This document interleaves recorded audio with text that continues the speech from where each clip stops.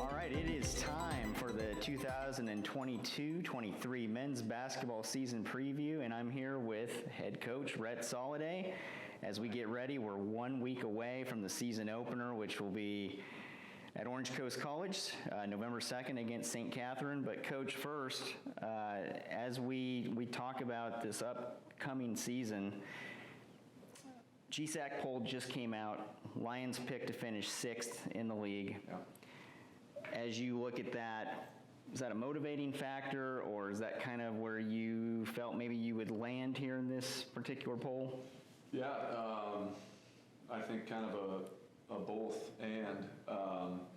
When you look at the GSAC, it's been known around the country for years that it's one of the top conferences. There's always contenders on the national stage, and we've proven that as a league over the years. But with that, I think all the coaches understand that those preseason polls are simply a projection on the balance between what is returning and what is new, and what they think about how that mix is going to work for each team. And so, for example, last year Jessup was picked, I think, 6th in the preseason poll, and they were one of the best teams in the country and a national contender when it was all said and done. A couple years ago I think we were picked 7th, and we ended up finishing 2nd, but we were on the road with the chance to win the GSAC that year, and a lot of that year we were top 5 in the country, started the season 16-0. So there's examples there of where the depth and strength of the conference shows when a team that was picked in the bottom half can easily contend for and win the conference on any given year. And it is about how that mix of new and old blends together. And so, we certainly look at that 6 number and we don't feel like that's where we belong, but we shouldn't be doing what we're doing if we don't think that more is out there for us to go out and compete and take. And so, yeah, just like everybody else, and one of the general rules at the level we're at is everybody's trying really hard. So we know it's going to be a battle, but we know we're going to be given the same 40 minutes as every other team we play every night. And so it's about what we do in preparation for those 40 minutes, and then about what we do with those 40. And so we're just excited for the opportunity each night we get, and we feel like we have a team that can find a way to be on the winning end each night if we do our job. We also know that it's a deep league, as you alluded to, and 5 teams last year went to the NAIA tournament. Obviously, being picked to finish 6th, there's no reason why the GSAC couldn't finish or couldn't take 6 to the tournament this year. So definitely. Yeah, there was 5. Last year we had 5. We had 3 of those 5 teams won games in the national tournament.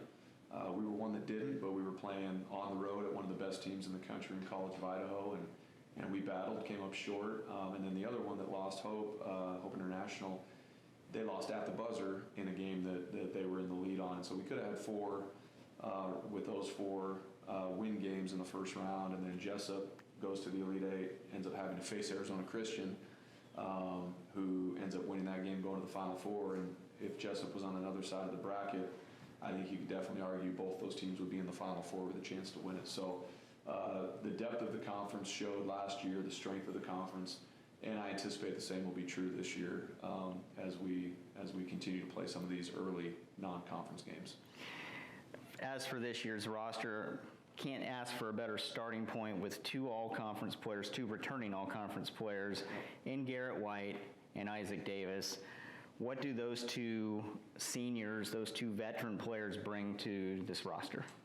Yeah, I think the main thing is when you look at the makeup of a team, you hope that your best players are your hardest workers. And we've been fortunate the last several years that's been true of our team. And so because that's true, we have 2 guys in Garrett and Isaac in particular that you mentioned that they have a body of work that has already been put in place, and they continue to do that work. And what it does more than anything is it just builds such trust from the other guys in the program, where they look at them and they say, we see the way to get it done, and because they trust them, they follow them as well. So, related to their ability, I think certainly they are very talented basketball players, but their success has in large part just been a result of their character, their work ethic, their drive, and their competitive nature. And so they bring a ton of just intangibles to the team as well that has given us a chance to become the type of team we want to be. And so their leadership is going to be critical this year. I anticipate them both having all-conference level seasons again. Anytime you have two all-conference players, you have a chance to be really good, you know.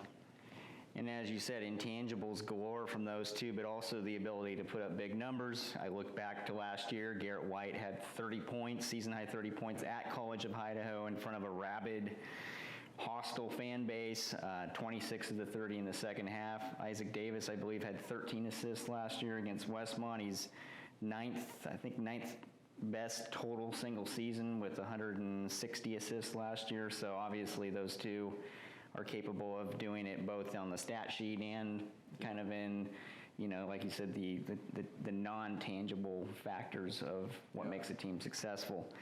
There's a third returning starter in this group, Philip Willis, another senior, another veteran player. How does he fit in with this year's team? How has he improved going into this year, and what are you encouraging him to do for this season? Yeah, what's interesting about Phil is we talked about Isaac and Garrett being all-conference guys the last 2 years. Phil could have easily, if a couple more games go our way and we finish maybe in that top 2 or 3 in conference, I think we're talking about Phil potentially having been named the Defensive Player of the Year last year. He is a ultra-talented defender on the ball, plays he can make away from the ball. He gets so much done that way. But what has kind of been understated the last few years, I think, around the conference is Phil's talent offensively. I mean, he's got as much talent offensively in his game as anybody. He can get to his spots at will. He's ultra skilled with the ball in his hands as a handler, as a passer. And the only reason Phil isn't a 14 a game plus guy yet is simply because he cares so much about the team having synergy offensively, and so he moves the ball a lot just to create rhythm for the team and things like that. But with the graduation departure of some of our guys, we are really actively communicating to Phil about the need for him to be aggressive, and he's been doing that early and often in practice. And I anticipate him having some big offensive games for us this year. The talent's there. It's just getting him to see now that, hey, we need you to step into that scoring role. And not even necessarily as a third wheel, but really as a primary option, because people are really going to lock in on Garrett, and people are going to really lock in on how they neutralize Isaac as a playmaker. And so an opportunity for our team to really take the next step is for Phil to step into that void a little bit and be an aggressive scorer, and he's ready to do that. And he's going to be a super, super productive player for us this year. Definitely capable of leading the team in scoring on some nights, I'm sure. Yeah, absolutely. Now, there were some players last year that are no longer with the program, either a transfer, either graduation, but there are some players also that played support roles last year that may have increased roles this season. Yep. Who are those players, and who are you kind of looking to also be a part of this mix? Yeah.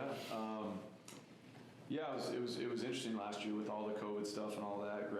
All the guys we had 2 guys that transferred. They were playing in other programs, but that was guys that saw the experience through here, graduated, got their degree, and they had a very specific degree they were pursuing elsewhere, and we, encouraged them and blessed them to go and pursue that degree. And so sad to see them go, but awesome to see all those guys in the class last year get their degree. But that left a significant void. We talk about all the frontline guys in Dre, James, and Christian, and then Caruso moving on. We'll have to play against him this year, but great player, high impact on us. Mossy up at Corbin. We just had a Dom St. Leon, who was a 4-year guy. Yeah, we had a handful of guys that were just really impactful on the program. So with that void, there are some returners that know what it takes, have been in the program for several years. Specifically, like Nico Daska. Nico was coming off an injury last year, and so it took him a while to really get going, but he had some great moments for us. A lot of people forget the year before, Nico averaged almost 10 a game for us. He was like 9 a game on a team that won the 2 divisions, during the COVID year of the GSAC, and we won one of those divisions, and Nico was a huge, huge piece of that. And then he had some great moments last year. Nico is going to be highly productive. He's coming off being a little banged up again, but he's going to have a major impact. He's a guy that can come out and get 20 on any given night. Like, he's built to score, and he's so smart and tough. He can guard multiple guard positions. So Nico's going to have a great year. And then, there's some other guys that were kind of in the mix last year, but our front line had so much depth, it was hard for him to break through. But Jacob Brown and Jaden Johnson, JJ, those guys are just like program guys who are tough-minded. They know their role. They know what it takes to win. They're committed to their team and the process of being good. And I would look for those guys to have major impact in multiple ways on the court this year as well. And then there's some other guys that are just growing and coming into their own, along with some new guys that I think it's a very exciting time to be a Vanguard Lion that way. You touched on you guys, and I know that there are, I believe, 3 freshmen in particular, maybe 1 sophomore, but I know you're excited about a particular guard out of the state of Washington. Let's start with him and then go into a couple of the others here. Yeah, Bryson Metz is, we've had some really electric guards here in the past.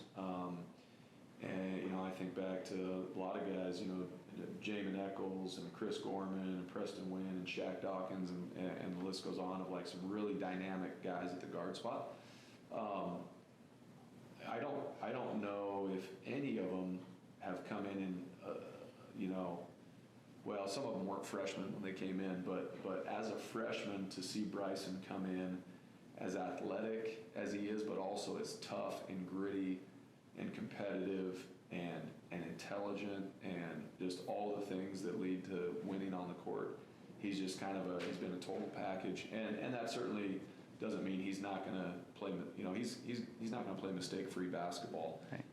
It's hard being a freshman, and especially in the point guard position. But him and Isaac, they get together every day before practice, and they have a routine they're doing that Isaac's just basically taking and leading, and now Bryson's owning it, and he just is hungry to learn.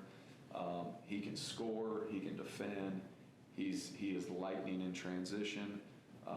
He rebounds above the rim as a 5'8" guard. He's really fun to watch play, and he's won everywhere he's been. All he knows is winning, and so we anticipate him bringing that same mindset to us. He's going to be fun to watch. And then his roommate, our big boy, Bernard Jesse, is just he's just a ball of energy. He's full of life. He's fun. The guys love him. He's big. He's strong. He's probably right there with James Moore, who just graduated, as the strongest freshman we've ever had. Probably him and James. He can just already a college body. He's got the body. He's ready to go. He's competitive. He's learning a lot. Because obviously he's coming over. The whole experience is new. Being a college student, coming from a different country. He's from Ghana originally, and so a lot of new experiences that are challenging him and his growth. But he's embracing every challenge. He's got such deep character. The guys love him. He is going to be a really good player for us when it's all said and done. Yep, and he'll have impact on winning this year too. Any other players that you think might be a factor? Our freshman class, and then we have a guy that's going to be a long-term surprise here is Rob Aguirre. He, as a freshman this year, he has been super consistent in practice. We're still kind of going back and forth on what we'll do with him as far as does he want to save a year in redshirt, that type of thing. But Rob is going to be a really good player in our program. And then, transfers, Jackson Larson's going to have a major impact on winning. He is long, athletic, skilled. He's a wonderful fit for our school. He loves the Vanguard experience. He's a transfer from San Diego City College. Jackson's going to be really good and impact winning in a major way. And then we've got Mitchell Prevost, who's from Columbia College up north, junior college up north, and Mitchell is another guy that's just a great fit, tough, gritty, does all the little things, can really get to the rim, strong athlete, can defend, takes the charge. I anticipate him just adding a ton to the program as well. and adding a lot to winning. So I'm trying to think. Preston Sims. Oh, and how do I forget Preston Sims? Preston Sims played for Todd Dixon at Santiago Canyon College. Todd, who was a former great point guard here at Vanguard. And Preston played in one of the top junior college programs in the state last year, and have been for the last several years since Coach Dixon's been there. And Preston was an all-conference guy last year at Santiago. Averaged 12 a game, and a lot of people viewed him as just, maybe he was just a shooter, or just kind of like a role utility guy. Preston can do it all. He can drive it. He can finish at the rim. He can score at all three levels. He can get hot from three. He can defend. He's long. He's active at 6'4", 6'5". He's a good athlete, and he is a guy who just, again, another one of those guys who's just strong depth of character and work ethic and maturity. And he shows up every day, hard hat, lunch pail. Doesn't have a lot to say except encouragement, and he gets after it. And I can't think of a guy that's it's just a great group, and Preston's right there with those guys. And I believe he's going to also have some games where people go, who is this guy? He can really play. And he's fun to watch. I love watching him play. He's just so fluid and smooth. And so I'm excited to watch him. He's already added a ton to the program. So we're definitely excited to see this roster play. Now the question is, where are they going to play? Yeah. And there isn't anything more strange going into this year than the fact that the pit is no longer. Obviously, the Freed Center will be replacing the pit, but it'll be a couple of years off from now. We just had the wonderful groundbreaking ceremony yesterday out there. Right now, it's just a bunch of open space. Yeah. So we're going to be playing our home games at Orange Coast College this year. What's that like in terms of knowing that it's going to be a different kind of home court advantage as it has been in the past? Yeah, I think we, like when we were going through the COVID stuff, I heard this on a podcast somewhere. It was probably like Jocko or somebody like that who was talking about the power of just saying good, And so I remember hearing it, and it really resonated with me, And he was talking about how to just win in the midst of challenging circumstances, and the response for everything he was saying was simply good. Oh, we didn't make the sale, good. Chance to sharpen our product, sharpen our tool, get better. Mm-hmm.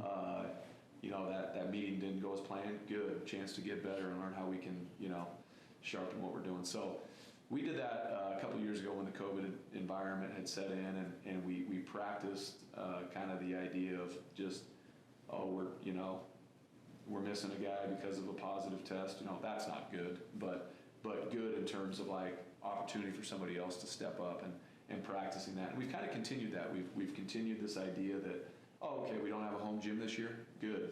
Chance to get more resilient, chance to get tougher, chance to get tighter, Mm-hmm. We don't always know what the home crowd, the pit was always rocking. Are people going to make the drive down the street, And if they do, good. And if they don't, good. Then it's just us, backs against the wall, here we go. Treat it like a road game, So we're having fun with it. The guys are making, I tell you what, this is how I know this team has a great chance to have a great season. Nothing's guaranteed, but we don't have a locker room right now, and we're going to have a really nice one, but we don't have one now. We have the student rec gym that we're practicing in that is a great facility, but it's not our home court where we're going to be playing. We've got all these things that I think an average team would start chirping and complaining about all the things they don't have.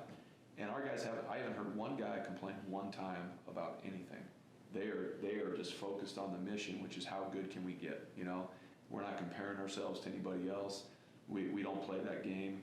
The game that we're in and the fight that we're in is how good can we get, And that really has nothing to do with circumstances, about kind of the state of our head, the state of our heart, and the way we're serving each other and competing together. And this team's doing that at a high level with no complaining. And I think because of that, it's going to be a product on the floor that people are going to enjoy watching. They're going to play the same way, So I'm excited for that. Gratitude is a great thing. Yep.